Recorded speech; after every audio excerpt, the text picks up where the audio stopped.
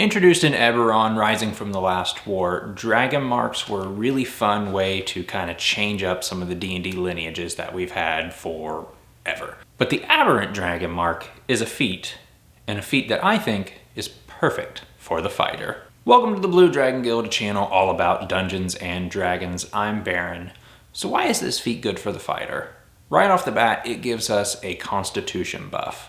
Constitution equates health, so a fighter on the front lines is always going to love some extra health. Next up, we get a cantrip from the Sorcerer's spell list. Really, any of these cantrips will be a great addition to the fighter. If you want a little bit of fiery range, take Fire Blast. If you want to impede your enemy's healing capabilities, take Chill Touch. For me, I'm picking Green Flame Blade. This lets us get some extra fire damage along with the weapon attack's normal damage. And then that fire damage splashes over to another creature within 5 feet of it. And that damage is equal to your spellcasting modifier, which with this feat is Constitution, and for a fighter should be relatively high.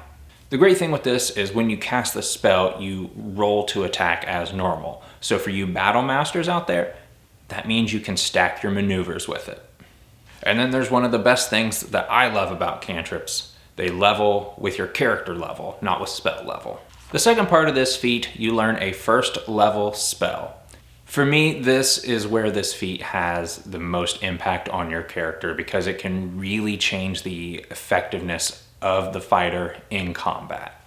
So with that, I will say 2 things. Damage dealing spells. They're always great, and we all know why. And then spells that work with the personality, the backstory of your character, those are always going to be great.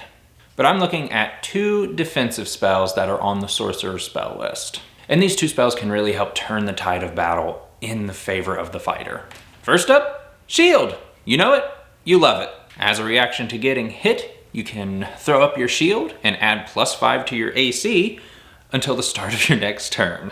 Shield is one of those spells that just has become iconic with casters. I think there's nothing more exciting than declaring that you cast that shield and seeing your DM excited for your survival, but sad that their attack didn't go through. Being a frontline combatant, anytime you can negate some damage is going to be exceptionally important for you.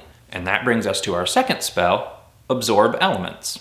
Absorb Elements is another reaction spell that when you take damage from one of these damage types, you gain resistance to it until the start of your next turn. And then you store that energy, so when you make your first attack on your next turn, that energy is expended and the target takes 1d6 of that damage type. This spell is in that fun category of defensive and offensive, and I just love the fact that it lets you dish some of the damage back out to whatever attacked you in the first place, or any of his friends around. However, in some cases, like in the instance of dragons, they may have resistance or even immunity to one of those damage types, so it may not be the best in some situations. But regardless of that, Absorb Elements really has the capability to turn what could have been something really bad into something that's not so bad and let you deal a little more damage. Initially, when I started this, I kind of felt that Absorb Elements was the stronger of the 2 because it gives you some resistance and lets you dish some back out. But the more I started thinking about it, just being able to outright cancel some damage like you have the possibility to with Shield, it just is a little better. In reality, I think these 2 spells are fairly evenly matched, so really it's just dealer's choice to whichever one you want. But if you would, take some time and go down to those comments and let me know which of these 2 spells you think is stronger. So there was a third spell that I had initially thought of when I was making this, and that is False Life. However, with the next thing that this feat gives you, False Life only works about 50% of the time. So, whenever you cast your first level spell through your mark, you can expend 1 hit die and roll it to gain one of the following benefits. On your hit die, if you roll an even number, you gain temporary hit points equal to that number rolled. So that's why False Life wouldn't really work, because temporary hit points do not stack. If you roll an odd number, 1 random creature within 30 feet of you takes force damage equal to the number rolled.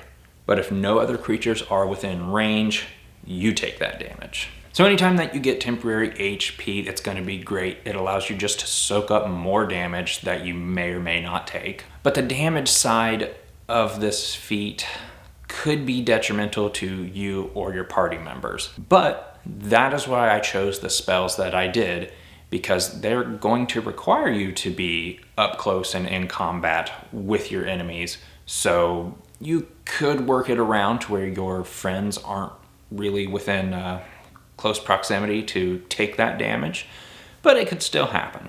So I think the Aberrant Dragonmark is a really great feat for fighters. I'm not gonna say it's the best feat, but you can have a lot of fun and a lot of customization with this feat. So down in the comments below, let me know what you think about the Aberrant Dragonmark.